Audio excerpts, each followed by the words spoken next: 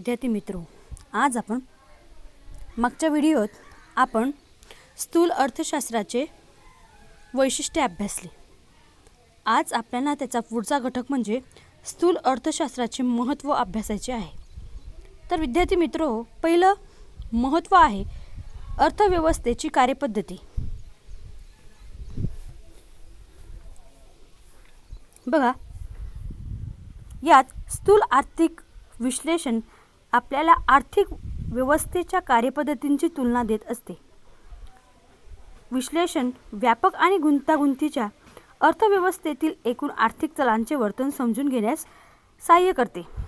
याचा अर्थ सूक्ष्मलक्षीय किंवा स्थूललक्षीय अर्थव्यवस्थेत विभाजन पद्धतींचा वापर केला जात असतो। या पद्धतीत संपूर्ण अर्थव्यवस्थेचे लहान आर्थिक घटकांमध्ये विभाजन केले जाते व नंतर त्या आर्थिक घटकांचा सखोल व तपशीलवार अभ्यास यात केला जात असतो। तर प्राध्यापक सॅम्युएल्सन यांनी असे म्हटले आहे की सूक्ष्म व स्थूल अर्थशास्त्र हे परस्पराविरोधी नाहीत, तर हे दोन्ही शाखा स्वतंत्र अस्तित्व व महत्त्व प्राप्त करत असते। उदाहरणार्थ, एकाचे ज्ञान परंतु दुसऱ्याविषयी अज्ञान बाळगणाऱ्या व्यक्ती अर्धशिक्षित असतात असे या विवेचनावरून लक्षात येते। याउलट सूक्ष्मलक्षी विश्लेषण हे राशी किंवा एकत्रीकरण पद्धतीचा वापर करते।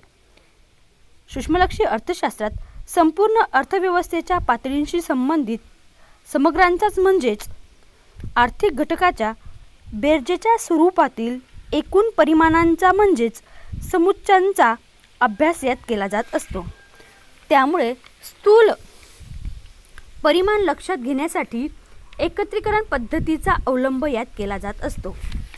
या पद्धतीत संपूर्ण अर्थव्यवस्थेचे खूप मोठ्या अशा आर्थिक राशींमध्ये किंवा मोठ्या क्षेत्रांमध्ये विभाजन केले जात असते।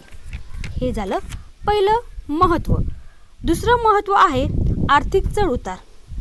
यात उत्पन्नातील चढउतार, उत्पादन आणि रोजगारातील चढउतारांची कारणे तसेच त्यांचे नियंत्रण आणि त्यांची तीव्रता कमी करण्यासाठी स्थूल अर्थशास्त्राचे विश्लेषण मदत करत असते। बघा विद्यार्थी मित्रो, सूक्ष्मलक्षी अर्थशास्त्रात संपूर्ण अर्थव्यवस्थेचा अभ्यास केला जात असतो। यात संपूर्ण अर्थव्यवस्थेशी संबंधित स्थूल आर्थिक घटकांचा अभ्यास केला जात असतो।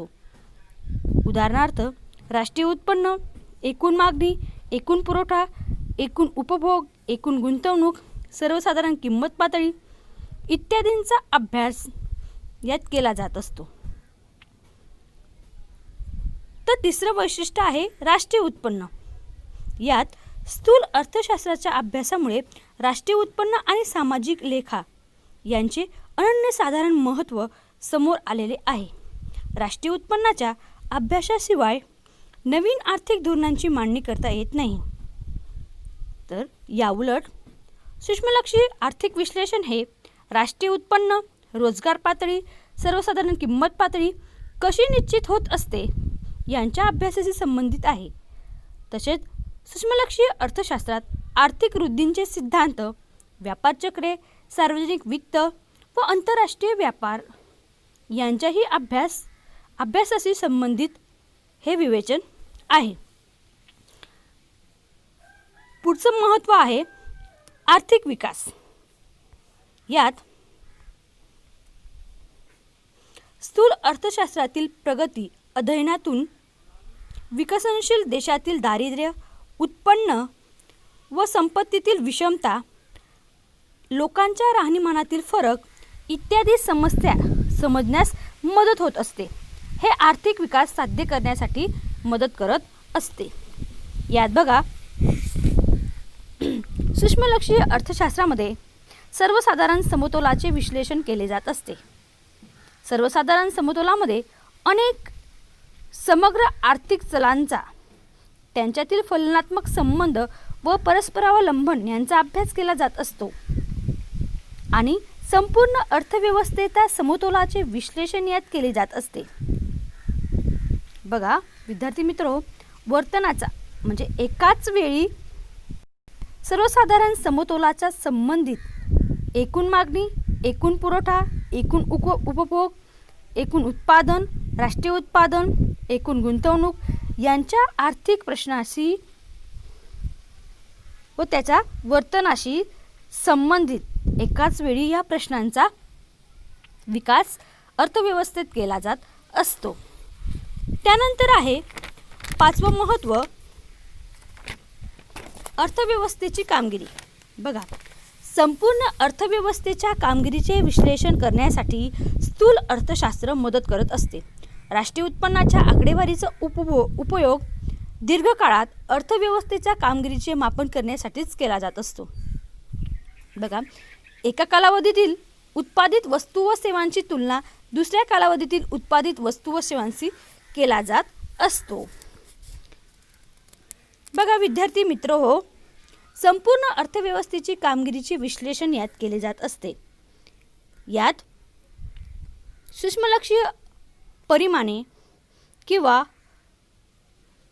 सूक्ष्मलक्षी आर्थिक चलांच्या वर्तणुकीशी संबंधित अशा अनेक घटकांचा अभ्यास यात केला जात असतो. समग्रलक्षी अर्थव्यवस्थेत किंवा स्थूललक्षी अर्थव्यवस्थेत अनेक परिमाणे आर्थिक चलांच्या वर्तनाशी संबंधित आहे. तर याचे संपूर्ण राष्ट्रीय उत्पन्नाच्या आकडेवारीचा उपयोग दीर्घकाळासाठी अर्थव्यवस्थेच्या कामगिरीचे मापन करण्यासाठीच केला जात असतो. बघा, उदाहरणार्थ या दोन्हींची तुलना करण्यासाठी जंगलाचे उदाहरण दिले जात असते.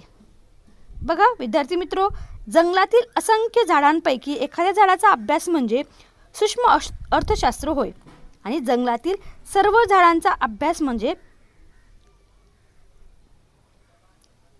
स्थूललक्षी अर्थशास्त्र होय. म्हणजे वस्तू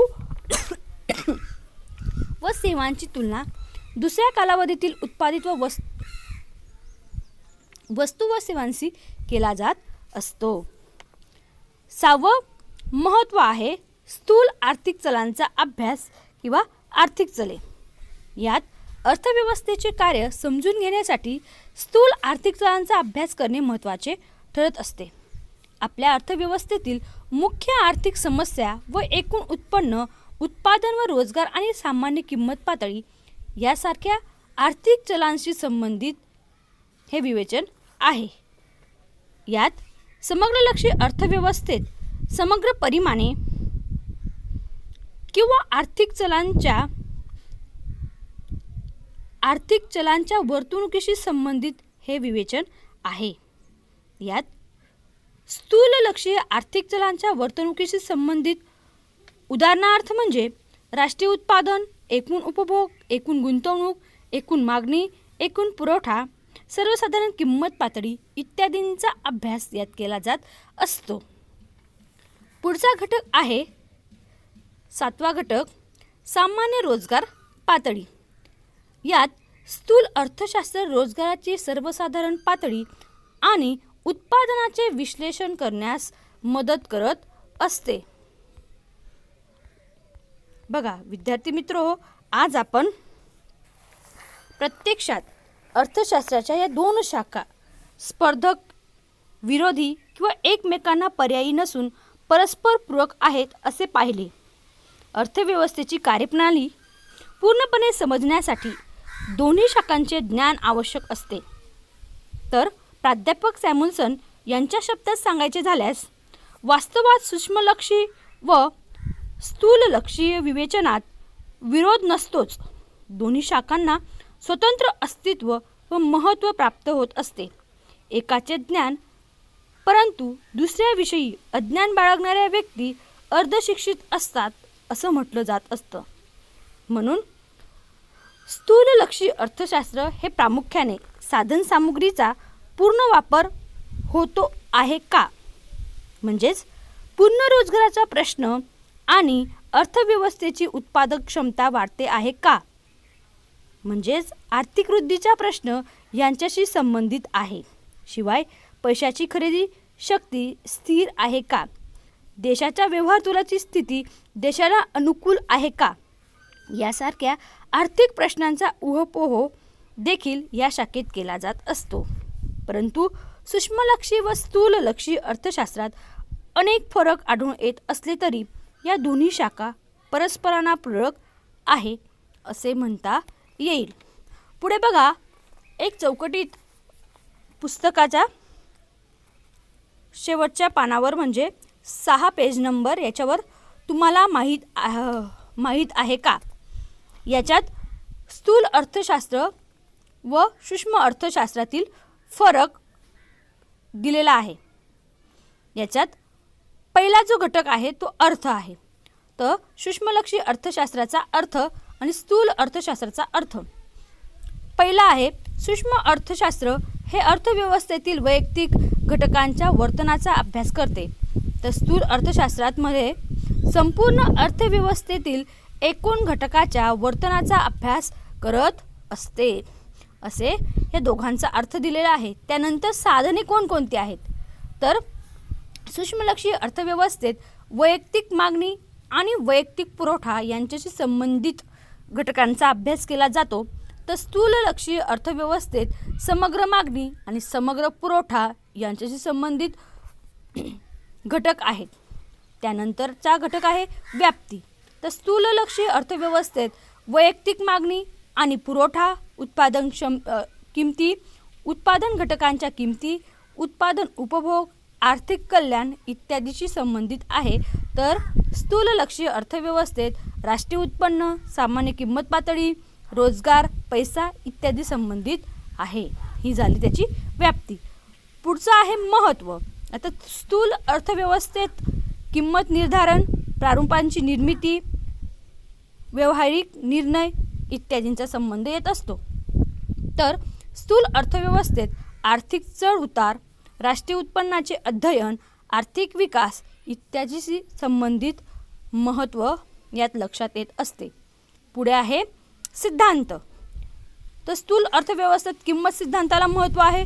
तर स्थूल अर्थव्यवस्थेत उत्पन्न आणि रोजगार सिद्धांत यास महत्त्व आहे. उदाहरणार्थ स्थूललक्षी अर्थव्यवस्थेचं उदाहरण द्यायचं म्हटल्यास वैयक्तिक उत्पन्न आणि वैयक्तिक उत्पादन यांच्याशी संबंधित आहे. तर स्थूललक्षी अर्थव्यवस्थेचं उदाहरण आहे राष्ट्रीय उत्पन्न, राष्ट्रीय उत्पादन, एकूण गुंतवणूक इत्यादींशी संबंधित आहे. तर विद्यार्थी मित्र हो, आज आपण आपला जो पहिला घटक आहे किंवा पहिलं प्रकरण आहे आज इथे संपलेलं आहे.